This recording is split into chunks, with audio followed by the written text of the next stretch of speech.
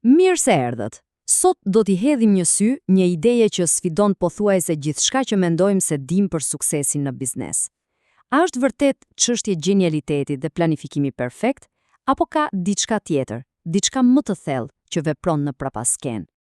Pra, pyetja shtrohet, a janë këta titan biznesi vërtet gjeni apo thjesht njerëz me shumë fat? Ne i shohim ata që ja dalin ban, i admirojmë, por a e kuptojmë vërtet rrugën e tyre? Përgjigja mund t'ju befasoj. Kjo është ajo historia që na pëlqen të dëgjojmë të gjithëve, apo jo? Ajo e superheroit, themeluesit të vetmuar që e sheh të ardhmen me një qartësi të kristalte dhe ndërton atë nga hiqi. Është një histori fantastike, por a është e vërtet? Po, pikërisht këtu, ky mit fillon të qahet, sepse realisht në një botë ku askush nuk e di se çfarë sjellë e nesërmja, si mund të ekzistojë një plan perfekt? Duket pak e pabesueshme. Dhe pikërisht në këtë pikë pyetje hyn në lojë një ide vërtet e fuqishme. E po, këtu hyn në lojë ekonomisti Armen Altsyan me një ide krejt ndryshe. Ai thot, harrojeni planin perfekt.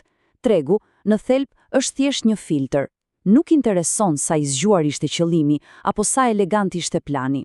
Mjedisi thjesht përzgjedh atë që mbijeton dhe eliminon pjesën tjetër. Kaq e thjesht. Dhe ja ku ndryshimi bëhet i qartë. Nga njëra anë, kemi mitin, historia e bukur e heroit që llogarit çdo lëvizje. Nga ana tjetër, realiteti sipas Altsyan është shumë më i thjeshtë, ndoshta edhe brutal. A i kaluan të ardhurat kostot? Po, atëherë vazhdon lojën. Jo, i e jashtë. Pra, nuk kanë rëndësi qëllimet, por rezultatet reale, ato që ndodhin në terren. Ky citim nga vet Altsyan e përmbledh këtë ide në mënyrë perfekte. Çfarë do të thotë kjo? Do të thotë se ne bëjmë gabim. Ne shohim ata që kanë mbijetuar dhe pastaj krijojmë një histori të bukur për të shpjeguar sa të zgjuar ishin. Por Altsyan thotë se po e shohim problemin mbrapsht. Mjedisi filtroi ata së pari dhe vetëm pastaj ne shpikëm historinë arsyeshme. Mirë, mjaft me teori. Le ta bëjmë këtë diçka konkrete, diçka që mund ta imagjinojmë lehtë. Imagjinoni pak një rrugë të re, plot gjallëri. Në këtë rrugë sapo hapen 10 restorante të reja, secili me idenë e vet, secili me ëndrrën e vet. Dhe çfarë larmie kemi? Kemi atë pronarin që është i fiksuar pas shifrave, me spreadsheet për çdo gjë. Kemi eksperimentuesin që ndryshon menun çdo javë duke shpresuar të gjejë formulën magjike. Pastaj kemi atë që thjesht kopjon konkurrentin përballë. Kemi shefin e madh të kuzhinës, një gjeni i vërtet, por që bëri gabimin të merrte një ambient me qira stratosferike. Dhe sigurisht kemi edhe të pafatin që e zon punimet në rrugë pikërisht para derës së tij. Kthehemi pas 3 vitesh. Nga 10 kanë mbetur vetëm 2. 8 prej tyre janë mbyllur. Kjo është realiteti. Ky është filtri i tregut në veprim. Por pyetja e vërtetë është, pse pikërisht këta të 2? Dhe ja ku qëndron thelbi gjithçkaje. Njerëzit në lagje do të thonë, ata të 2 ishin më të zgjuarit, e dinin çfarë bënin. Por Altsyan do të na thoshte, ngadali, mbijetesa e tyre nuk dëshmon domosdoshmërisht se ishin gjeni. Ajo dëshmon vetëm një gjë, fare thjesht. Sjellja e tyre, modeli i tyre, u përshtat me kushtet e atij mjedisi. Ndoshta ishte fati, ndoshta qiraja ullët, ndoshta diçka tjetër, por thjesht funksionoi. Kjo na çon natyrshëm te një koncept tjetër, tepër i rëndësishëm që e bën këtë pamje edhe më turbullt. Le të hyjmë në atë që quhet Muzeu i Fitimtarëve.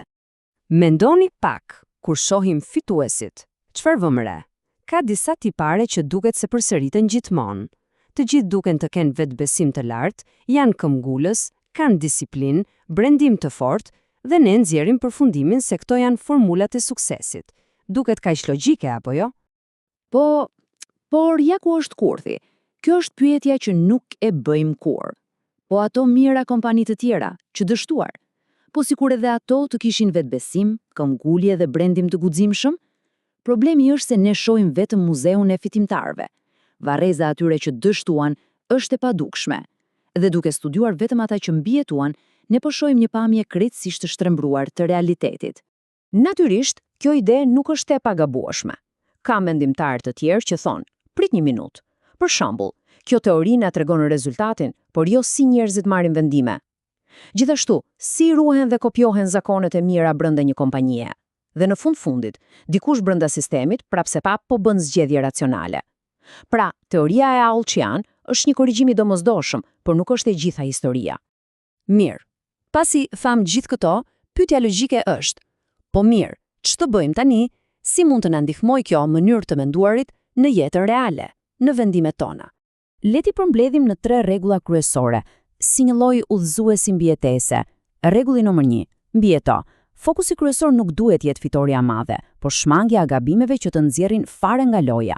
Së dyti, mëso nga të tjerët por me kujdes. Mos kopjo thjesht pamjen e jashtme të suksesit, gërmo më thellë për të kuptuar shkaqet e vërteta.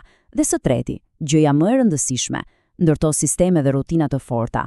Heroizmi është i rrallë, janë zakone të përditshme ato që sigurojnë mbijetesën në afatgjat.